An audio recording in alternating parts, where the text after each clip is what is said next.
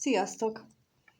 3-as kapcsolati kirakás következik most, úgyhogy kezdjük is azokkal, akik ebben a 3 személyes kapcsolódásban régebb óta egy párt alkotnak, tehát a régebb óta meglévő párkapcsolatról kérdezünk, hogy mi a helyzet abban a kapcsolatban, amelyik 3 személyes és már régóta megvan, régebb óta megvan. Tehát mi a helyzet abban a kapcsolódásban, amelyik előbb jött létre, amelyik legelőször jött létre.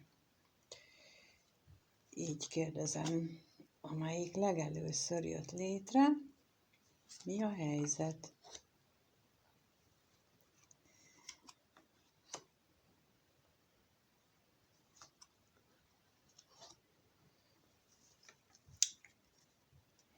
Kijött rá a veszteség, a szerencse, a szomorúság, a bíró és a házasság lapja. Ebből a kapcsolatból elveszett, úgymond a szerencse. Már nem nagyon van benne a szomorúságon kívül semmi. Hát, ahogy a magyar nyelv mondja, már csak a lélek tartja össze, és ez tényleg így van, mert hogy a vállás is itt van, hogy egészen a vállás szélére sodródott ez a kapcsolat.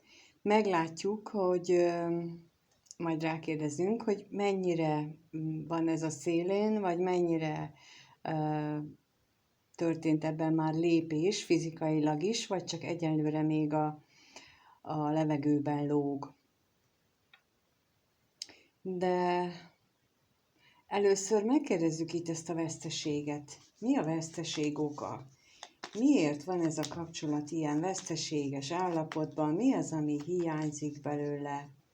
Miért van ez így veszteséges állapotban? Mi hiányzik belőle? Mi hiányzik belőle?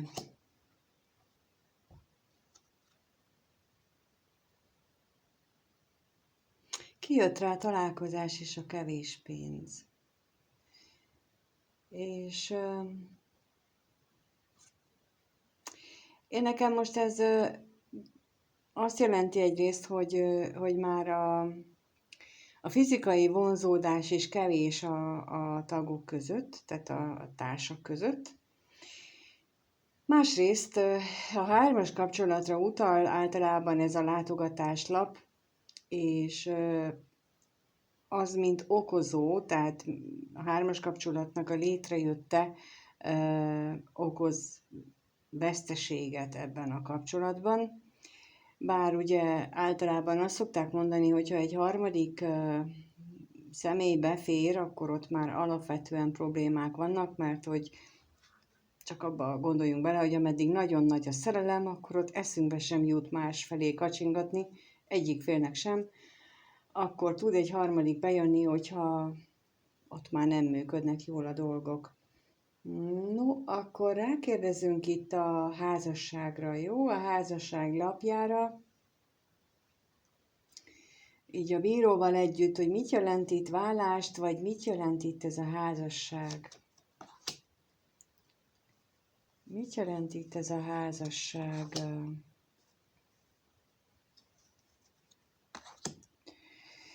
Kijött rá a szerelem, a hamisság és a házlapja. Ugye azt mondtam az előbb, hogy megkérdezzük, hogy van-e ebben fizikailag is tettek-e lépéseket, vagy nem. És nekem ebből a 3 lapból most az jön, hogy hát még mindig eljátsszák otthon, hogy szeretjük egymást, és még mindig a felszínen azt mutogatják egymásnak is, hogy mi jól el vagyunk, így csak mind a kettőjüknek a fejében jár a vállás gondolata, és úgy tűnik nekem, hogy nem merik meglépni egyik sem, de megkérdezzük a szomorúságot még, hogy mit mutat itt a szomorúság. Mit mutat itt a szomorúság? kijött rá a gyermek és az ajándék. És a szomorúság oka, ott, ahol gyermekek is vannak, és ismétlem, ahol vannak gyermekek, másokra ez nem vonatkozik, ahol vannak gyermekek, ott a szomorúságot ez okozza, hogy mi lesz a gyerekekkel. És ha valaki nézi ezek közül, a felek közül ezt a videót, akkor próbálja már átgondolni azt is, legalább ő, hogy ha ti csak játszátok egymásnak a szeretetet, akkor gondoljátok, hogy az a gyermek ezt nem érzi. Azt hiszitek, hogy ő a szeretetet azt az alapján tudja, hogy azt mondjátok neki, hogy szeretlek. A gyermek, ha megfigyeltétek, vannak emberek, akiket rögtön szeret, és van, akit rögtön elutasít. És nem azért, mert hogy azt mondják, hogy őt szeretni kell, nem azért, mert azt mondják, hogy ő a másikat meg utálni kell, hanem azért, mert ő érzi. Pontosan tudja, hogy ki és hogyan viszonyul ő hozzá. És ugyanígy tudja, hogyha a szülők vagy a felnőttek abban a házban, abban a családban a válláson jár az agyuk, és nem igazán szeretik egymást, azt ő jobban tudja, mint a szülők. Hamarabb és gyorsabban tudatosul benne. Úgyhogy ha valaki nézi közületek, akkor ezt fontolja meg, hogy miközben eljátsza ezt a szerepet, közben mit okoz a gyerekének. Ez nagyon fontos. Ahol viszont nem a gyerek, ahol nincsen gyerek ebben a kapcsolatban, ott pedig a szomorúság abból fakad, hogy lehet, hogy már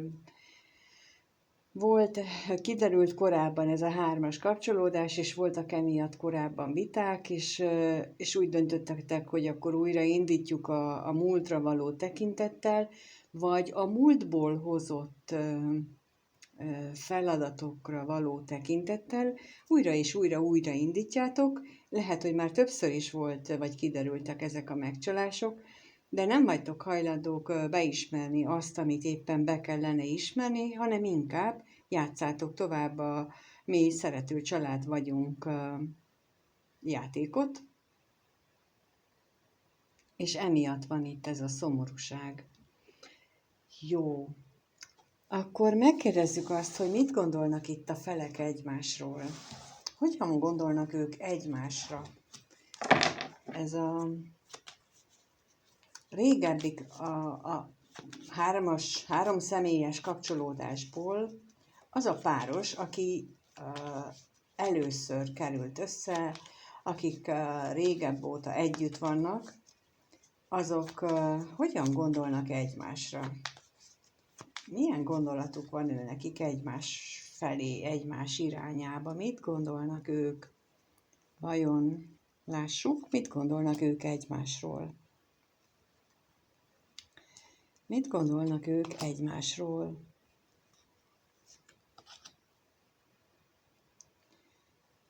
Mit gondolnak ők egymásról, ez a pár? Mit gondol egymásról? Kijött rá a nap, a bíró, a féltékenység, a levél és az örvendezés, és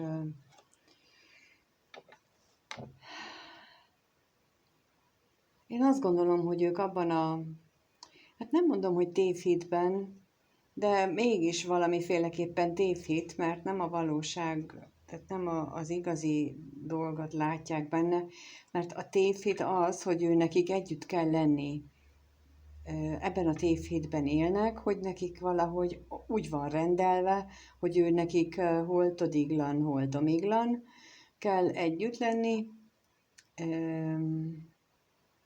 Mind a ketten azt gondolják egymásról, hogy egyik csalja a másikat. Erről néha beszélnek is, és ezt eléggé könnyen veszik, úgy tudom. Szóval, hogy nem tulajdonítanak ennek akkora jelentőséget. így ezekből a lapokból most ez jön, de lássuk, mit jelent itt a bíró lapja. Mire vonatkozik itt a bíró lapja? A bíró, mit jelent itt a bíró? Mit jelent a bíró? A bíró. Kijött a szerencsétlenség, a váratlan öröm és a gyermek, és talán volt már ebben, ahogy mondtam, hogy volt már ebben a kapcsolatban, nem először fordul elő, hogy ilyen háromas kapcsolódás, háromszemélyes, amit újra és újra túlélnek, úgy tűnik. Azt a szerencsétlenséget mindig valahogy átlépik, és nem egyszer úgy lépik át, hogy lesz még egy gyerek, vagy a gyerekre való tekintettel, tehát a gyerek itt jelenthet tényleges gyermeket, vagy egy újrakezdést is, és ez a bíró itt nekem ezt erősíti meg, amit mondtam az előbb, hogy ez nem egy egyszeri alkalom az ő esetükben, de lássuk, hogy mit jelent itt a levél. A levél. Milyen kommunikációt jelent itt a levél?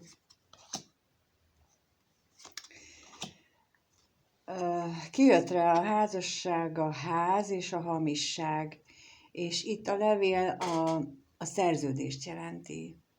Azt a szerződést, ugye, amit a házasság kötéskor mondjuk egymásnak ígéretet tesznek, vagy például egy házvásárláskor egy szerződést kötnek, és mind a ketten tulajdonosok, vagy egy hitelszerződés kapcsolódik hozzá a házvásárláshoz, és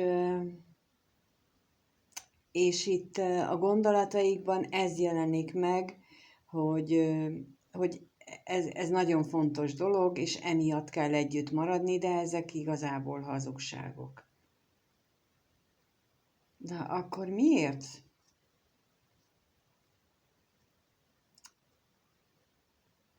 Jó. Azt akartam kérdezni, miért vannak együtt? Igen, ez egy jó kérdés, de látjuk, hogy ezt hazudják maguknak is, és egymásnak is.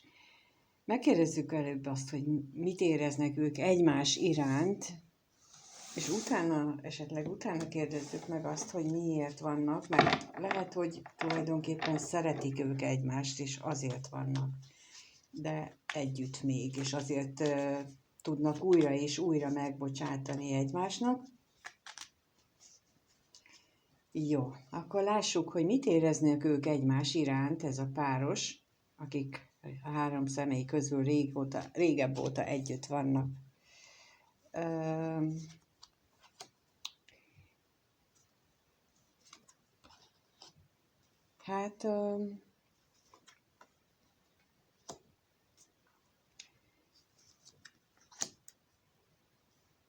Jól működik közöttük a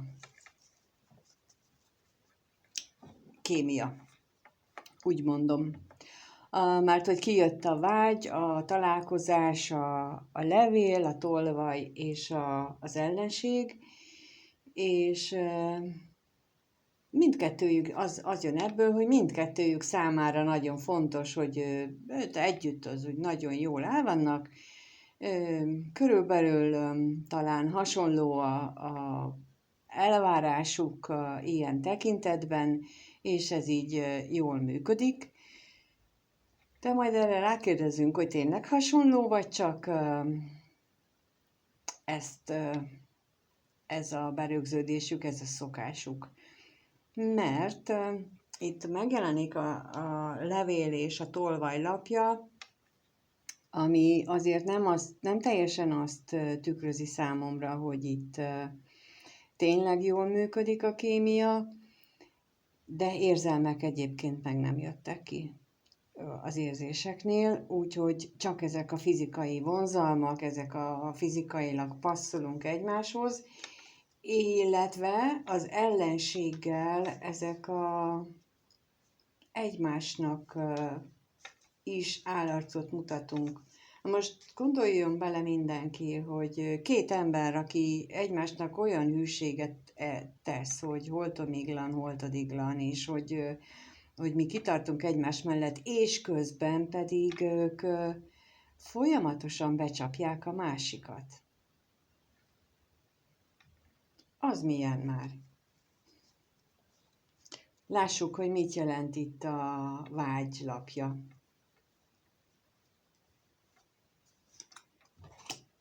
A vágylapja mit jelent itt?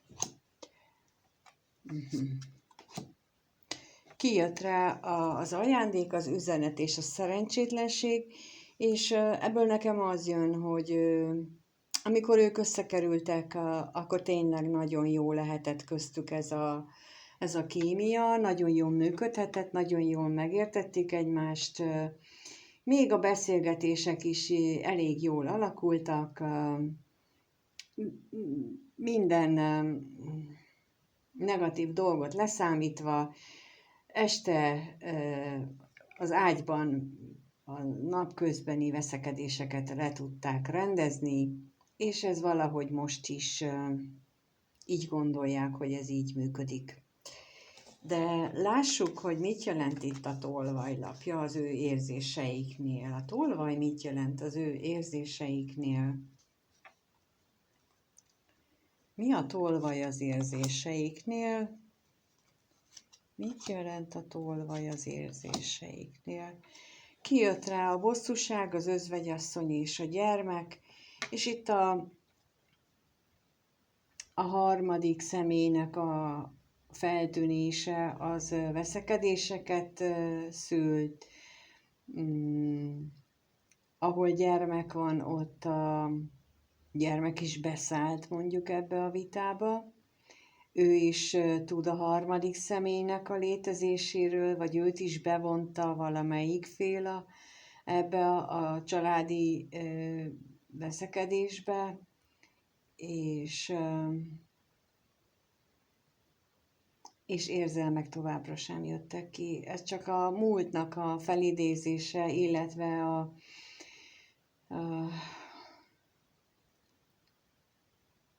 van egy ilyen mondás, hogy akkor tehát elválik az ember ágytól, asztaltól, és itt még megvan az ágy is, meg az asztal is, tehát ugye elsőben kijött a helyzetnél, hogy a vállás lapja, de itt még nem váltak el ágytól, asztaltól, itt még csak bőven a gondolatok szintjén van, de az itt van, és érzelmileg sincs már köztük semmi, az ágyban még szó-szó, valahogy működnek a dolgok,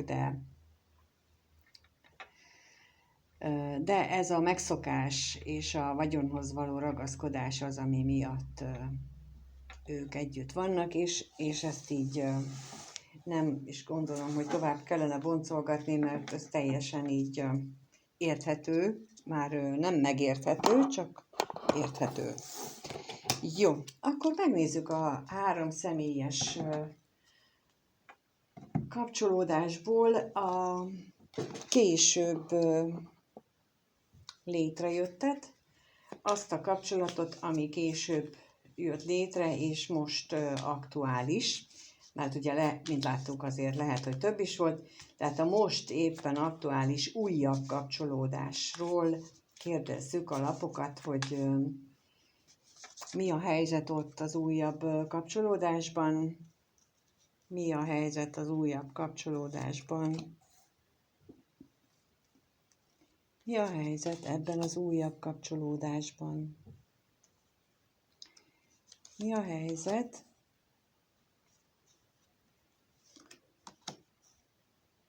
mi a helyzet.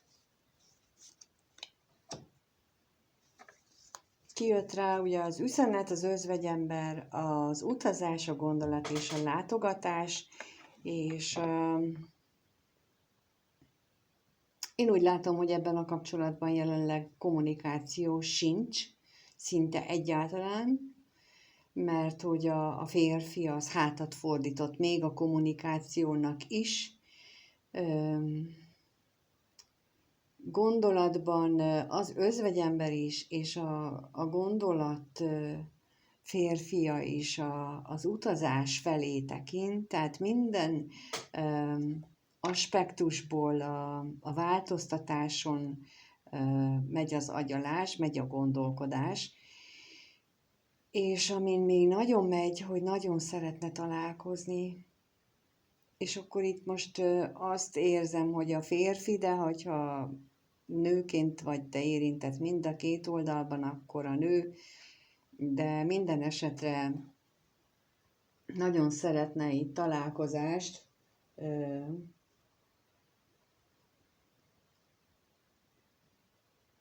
ebben az újabb kapcsolódásban. Meg szeretném kérdezni azt, hogy mit lehet tudni az özvegyemberről, azon túl, hogy magányos, azon túl, hogy kilátástalan helyzetben van, mit jelent itt ez az özvegyember, mit tudhatunk meg róla.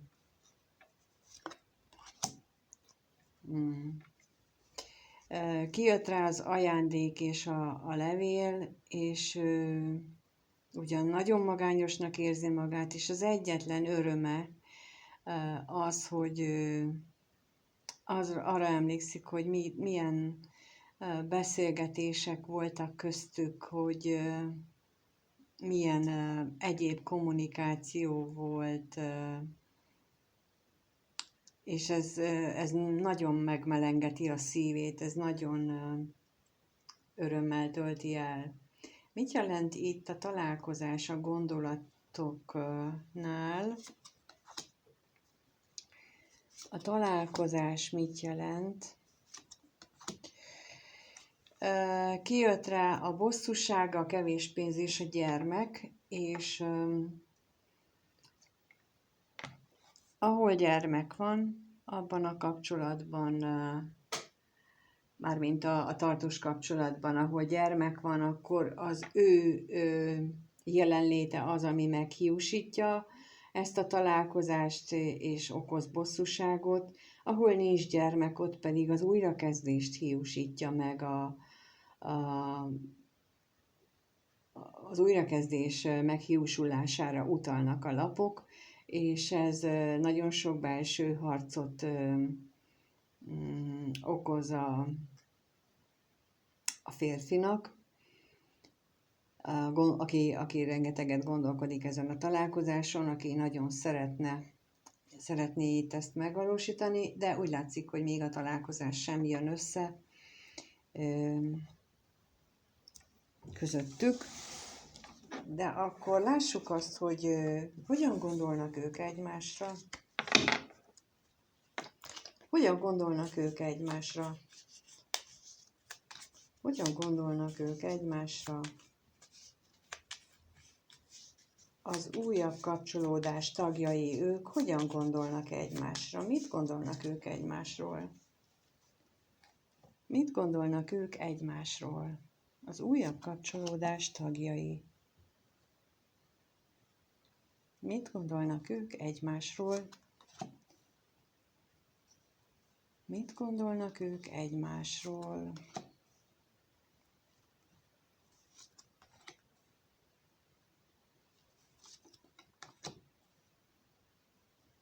Kijött rá az utazás, a ház, a találkozás, a remény és a kevés pénz, és hát egymásról azt gondolják, mind a ketten azt gondolják, hogy nagyon szeretnének találkozni egy házban, egy olyan házban, ami számukra mindkettejüknek fontos. Lehet, hogy ahol korábban is találkoztak, lehet, hogy egy házon dolgoztak együtt, vagy dolgoznak együtt, és ott nagyon szeretnének találkozni, de a reményük erre igen kevés. Úgy látom, hogy ennek kevés esélyt adnak, a gondolataik szerint legalábbis. lássuk, hogy mit tudunk meg erről a házról. Tudunk-e meg erről valamit, erről a házról?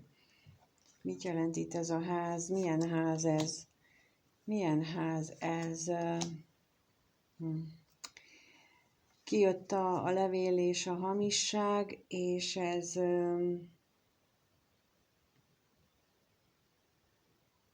elképzelhetőnek tartom, hogy ők korábban beszéltek arról is, hogy összeköltöznek. Korábban beszéltek arról, hogy közösen vesznek egy házat, vagy akár vettek is közösen már egy házat, vagy úgy, hogy mind a ketten fizették, vagy úgy, hogy az egyik vette meg, és oda vágynak mind a ketten. Például lehet, hogy csak tervezték, hogy oda költöznek, és amikor egymásra gondolnak, akkor mindig eszükbe jut ez a beszélgetésük, hogy ők oda vágytak, hogy ők hogy tervezték ott az életet, és itt a hamisság lapjával pedig az jött ki, vagy azt mutatja, hogy ez nem vált valóra. És ez nem vált valóra, de ezt nagyon fájlalják mind a ketten. Mit jelent itt a kevés pénzlapja? Mit jelent a kevés pénzlapja? Az örvendezés és a pénzlapja. Itt megint a múltat érzem belőle, ugyanúgy, mint ott az előbb a háznál. Tehát, hogy ott voltak olyan terveik, hogy ők hova költöznek, és hogy mit fognak ott csinálni. És itt most megint ezt a vonulatot érzem tovább, hogy a kevés pénzzel kevés esélyt látják annak, hogy ez a csodálatos emlékek, ezek a csodálatosan elképzelt dolgoknak már kevés esélye van, kevés remény van rá, viszont a gondolataikban ez újra és újra előjön. Jó, akkor lássuk, hogy mit jelent, vagy mit éreznek ők egymás iránt. Mert azt látjuk, hogy a gondolataikban ugyanolyan gondolatuk van, szép gondolattal gondolnak egymásra, nem egy olyan, mint például az előző párnál, de ilyen érzések vannak ők bennük. Mit éreznek ők egymás iránt? Ez a három személyből az újabb kapcsolódás tagjai, ők mit éreznek egymás iránt? Mit éreznek egymás iránt? Mit éreznek ők egymás iránt? Mit éreznek ők egymás iránt? Kijött rá a vágy, a levél, a bíró, az ajándék és a bosszúság. És ugye a vágy az előbbi, a másik kapcsolatban is az érzéseknél a vággyal kezdődött, tehát itt is nagyon erős a kémia, itt is nagyon vonzódnak egymáshoz, de érzéseikben úgy érezhetik, mint hogyha valamiféle szerződéssel kötődnének ők egymáshoz. És itt a bírólapját most nem a döntőlapként érzékelem, tehát nem a választás lapjaként, hanem sokkal inkább, mint az igazságszolgáltatás lapjaként, tehát mint úgy éreznék, hogy ennek így kell lennie. Így igazságos, hogy most így alakulnak a dolgok. Azt érezik, mind a ketten azt érzik, hogy ők egymásnak egy ajándék, az élet csodája az, hogy ők egymásra találtak, de veszekednek is, perlekednek saját magukkal, perlekednek akár az égiekkel, az univerzummal, hogy ennek miért így kellett történnie, miért nem lehet ez szép is. hogy miért most, miért akkor, miért nem úgy. Szóval rengeteg miért elkezdődő mondat jutna most eszembe. Tehát ilyen típusú veszekedésekre gondolok, és nem egymással. Néhány esetben gondolom azt, hogy itt szidalmazással vannak, de a többségben azt gondolom, hogy nem. Akkor most megkérdezzük azt, hogy mit jelent itt ez a vágylapja? Mit jelent a vágylapja az ő esetükben?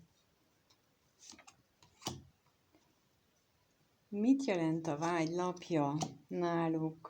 Hát kijött a gondolat és az örvendezés, és gyakorlatilag ugye az előbb az egymásra való gondolkodásnál is ugyanez jött ki, hogy ők vágyakoznak egymásra, rengeteget gondolnak erre, és rengeteget gondolnak arra, hogy milyen nagyon jó egymással lenni.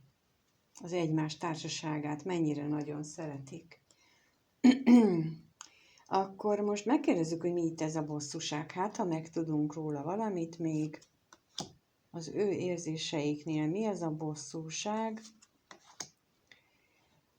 Hát, igen, nekem úgy tűnik a tolvaj az üzenet is az özvegyember lapjával, hogy ugye azt már megállapítottuk korábban is, hogy nincs közöttük kommunikáció, vagy nagyon minimális kommunikáció van, magányosak, és emiatt van ez a sok vitaveszekedés, és mivel nincs közöttük kommunikáció, ezért egymással nem veszekedhetnek, viszont saját magukat vagy a másikat okolhatják azért, mert hogy ez a jelenlegi helyzet.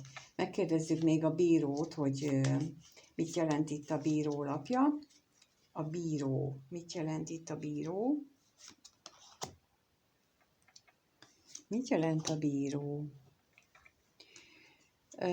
Kijött rá a szomorúság és a lelkész, és tulajdonképpen ez mutatja meg az egymás iránti érzésüket. A hiány, az egymás hiánya az nagyon mély szomorúságot okoz számukra. Az okosok azt szokták mondani, hogy a jólétben, amikor az ember boldog, akkor akkor nincs ideje arra, hogy tanuljon. De amikor nagy fájdalmat él meg, nagy szomorúságot, nagy hiányt, akkor képes a lélek fejlődni, képes a szellem fejlődni, és így a bíróval, az igazságszolgáltatás lapjával ez a mély depresszióba hajló szomorúság számomra éppen ezt mondja, hogy ő nekik tényleg meg kell tapasztalni ezt a nagy mélységet, a fájdalomnak, a hiánynak ezt a nagy mélységét, ahhoz, hogy ők valamilyen lelki fejlődésen keresztül menjenek. Jó, akkor erről az oldalról ennyit tudunk meg, az ő érzéseikből. Mindennek ellenére nagyon szép érzéseknek tartom én ezeket, mert nincsen benne az a sok hamisság, mint a másik oldalnál. És ez nagyon fontosnak tartom, hogy ez ilyen nagyon tisztának tűnik nekem. Lássuk akkor, hogy a régi kapcsolódásban, visszatérünk oda, mi várható a közeljövőben, a régi kapcsolódásban várható-e változás, illetve mi várható a közeljövőben. Mi várható a régi kapcsolódásban? Mi várható a régi kapcsolódásban?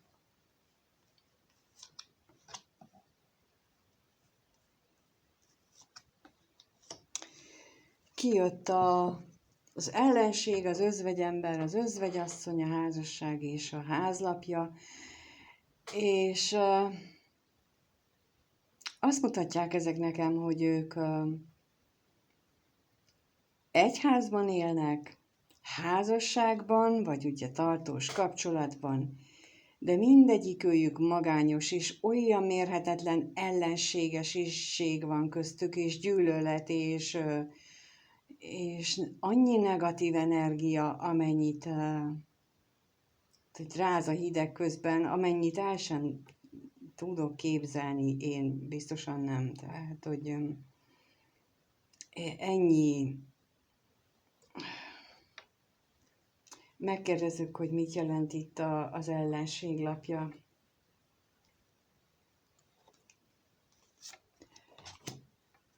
Mit jelent az ellenség lapja itt? Kevés pénz és a hűség jött ki, tehát itt ez azt jelenti, hogy tartósan kiüresedett ez az állapot, ami közöttük van, és ennek csak a mélyülése várható a lapok szerint. Tehát itt nem mutatkozik egyelőre pozitív változás, de akkor megkérdezzük még, hogy a házasság lapja mit jelent. A házasság lapja.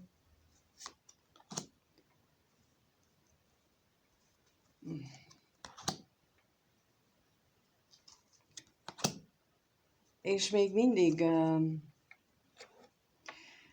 kijött rá a szerencsétlenség, a szerelem, a remény és az utazás lapja, és nekem még egyes esetekben még mindig az jön, hogy még mindig abban reménykednek, hogy a kémia, amit az előbb is mondtam, hogy az úgy megszokásból működik náluk, hogy az majd helyrehozza. Csak egyet felejtenek el, hogy a kémia egy idő után, mondjuk x éves koruk után már nem fog akkora jelentőséggel bírni, mint mondjuk fiatalabb korban, és akkor már az nem fogja összetartani, és idősen új életbe kezdeni, az meg egy nagyon-nagyon nehéz dolog. Más esetekben, ahol nem erről van szó, ott viszont valamiféle változásban reménykednek. Talán a szerencsétlen szerelem az, hogy ők milyen rosszul élik meg a saját érzelmeiket, hogy annak a változásában reménykednek, de igazából nem látom belőle azt, hogy ők valóban elkezdenének egy magukon gondolkodni, az életükön, még mindig a látszatra appellálnak, és abban gondolkodnak. Nem, továbbra is azt mondom, hogy nem nagyon várható ebben a kapcsolódásban semmi érdemleges változás, meg lesznek a napi veszekedések, meg lesz a napi ágybabújás, meg lesz a napi betevő, és körülbelül ennyi is. És van, ahol ez pont elég is. Lássuk akkor az újabb kapcsolódást, hogy ott mi várható, ettől függetlenül, tehát ott ugye nincs most semmi, se kommunikáció nagyon, se találkozás, ott mire lehet számítani, hogyan alakulnak a dolgok a következő 1-2 hétben, az újabb kapcsolódásban mire lehet számítani. Mire lehet számítani az újabb kapcsolódásban?